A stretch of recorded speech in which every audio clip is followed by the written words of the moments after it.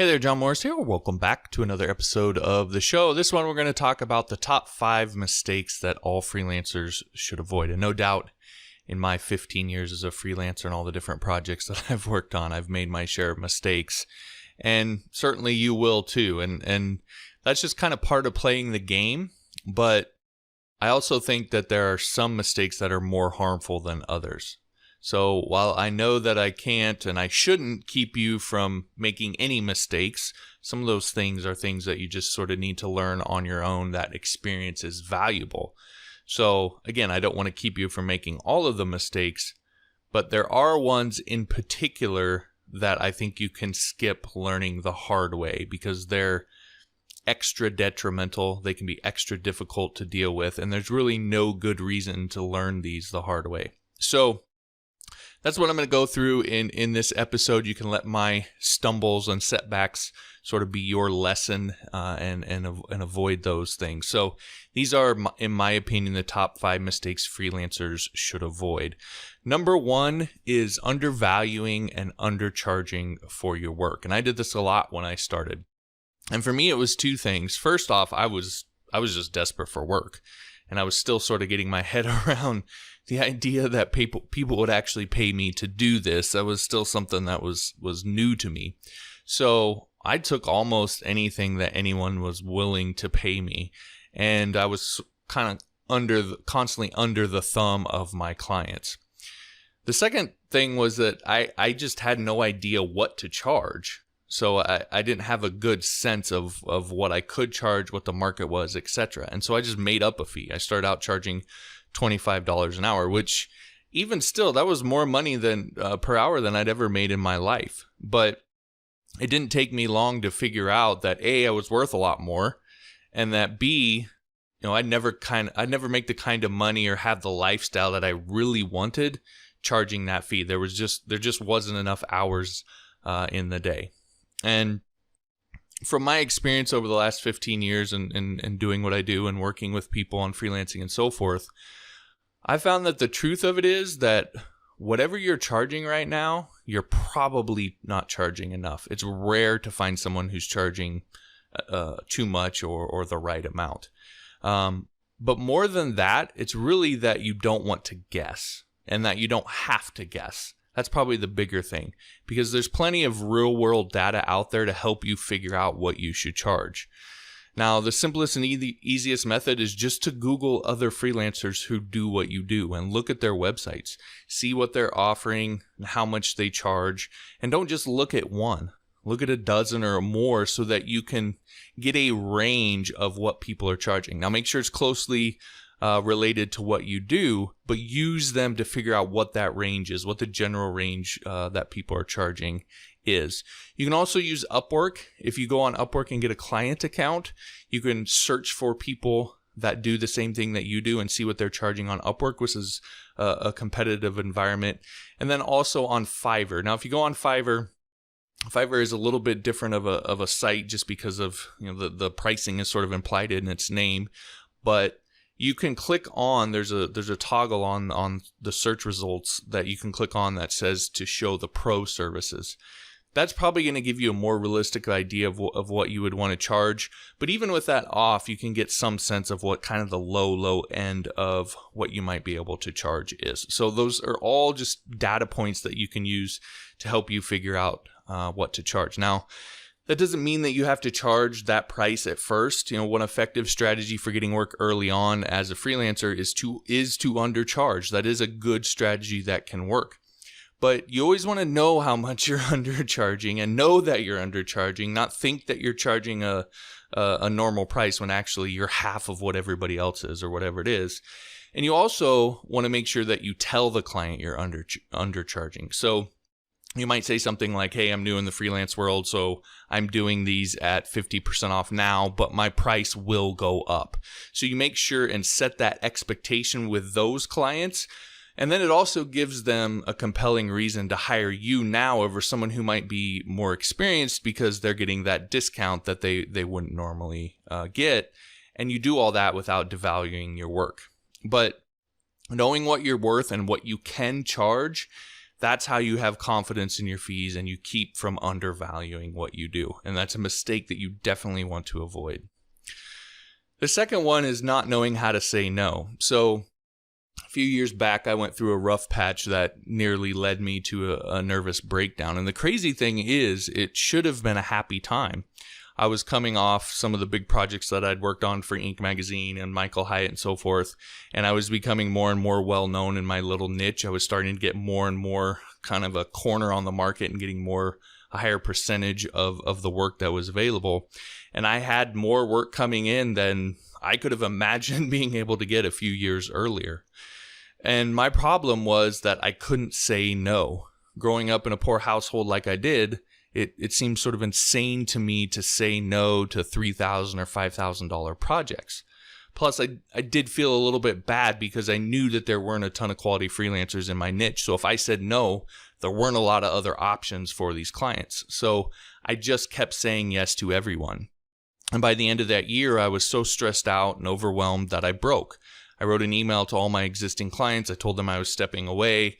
I stopped responding to all the quote requests that I was getting on my website. Matter of fact, there were probably 3 or 4 fairly well-known clients that I really should have took projects for that I missed during that time because I didn't even open up and look at it. And I ended up taking about 2 to 3 months off of freelancing the December of that year, and then January and a little bit of February the next year. And the thing about it was it really killed my momentum. You know, I'd have been a lot better off being more selective with who I worked with all the way along, telling certain clients no, and then continuing to run my business in a way that was sustainable. So that would have been a much better thing for me to do. But because I didn't do that, I ended up just kind of breaking and taking a bunch of months off and killing my momentum. Now, of course, that's one thing. It's not just that. It's also the little moments when clients try to push the scope of a project and you have a hard time saying no. If you keep saying yes in those instances, they're going to recognize it and they'll keep asking for more. And when it comes to scope, clients will continue pushing if you let them. So I learned a little response that worked well for me. And it was something like, well, if they asked me to do something that wasn't really in the original scope, I'd say, well, that's outside the scope of this project and I can do it, but we'll need to adjust the contract and the fee to account for it. So something along those lines. And you're not necessarily saying no, but you are putting hurdles in front of them. And so a client who's just trying to push you to get as much out of you as they can, they'll immediately recognize that you're paying attention to scope. And most of the time they'll back off and they won't try to do it again. Or if you are working with a client who legitimately wants that thing and is fine paying extra for it, then you're getting paid for it. You're not just doing it for free. And then if it's something that you really just don't want to do or you don't feel comfortable doing, just say that. Just tell them, no, this is something I'm not really an expert at. I wouldn't feel comfortable doing it for you. You'd be better off finding someone who specializes in that. Give me a few days and I can do some looking if you want and recommend somebody to you. Anytime that I ever said that, the client was like, oh, okay, and I would give them a recommendation, and they'd usually follow up with that person. So all of these little subtle ways of saying no, they'll make a tremendous difference in your sanity when it comes to freelancing. All right, the third thing is not saving your money. So I must be a glutton for punishment because this is another one that I learned the hard way. And for me, it was taxes. So when I first started freelancing early on, I just went a year where I didn't set anything aside for taxes and figured, oh, it'll work itself out. Well, it didn't. And I ended up owing a bunch of back taxes, which took me about just a little over a year to pay off. So these days, what I do is I set aside a minimum of 20% of what I make. And although truthfully, it's much more than that. I put as much aside as I can. Everything that I can, I kind of pay my bills, set aside a little bit to have available for things that I want to do. Everything else I put into savings and save as much as I can because you just never know what might happen. And I have an official savings account that I put it into and everything. And I'll just give you a little quick, I guess, sort of hint on that. I had tried saving before and was never really good at it. The moment I got a savings account and started putting it in there, I got good at it. So take that step to make an official savings account if you can. And you might find that you're like me and it's just a lot easier for you to save when you do that. I don't know exactly why, but it just sort of worked. And so I put it in there and I just kind of forget about it until it's time to pay taxes or something comes up or I have a large purchase that I want to make, and I don't really ever worry about it. So having that peace of mind makes everything that you do much less stressful. It gives you the confidence to turn down or fire clients if necessary because you have this savings built up. And it lets you actually enjoy all the perks that come along with being a freelancer and the freedom and so forth. It allows you to go on vacation or take a day or two off here and there because you're not so worried about just every month having to pay your bills. So save your money as much as possible. Save as much as you can and put it into an actual official savings account. All right, the fourth one then is caring too much about your clients, which I know this one's going to be controversial because we kind of live in this kumbaya time period where saying this kind of thing is blasphemy. But the truth is, caring too much about your clients can drive you insane and it can be bad for them. And my favorite example is the time that I hung up and really sort of walked away for a weekend on a client over a line break in a headline.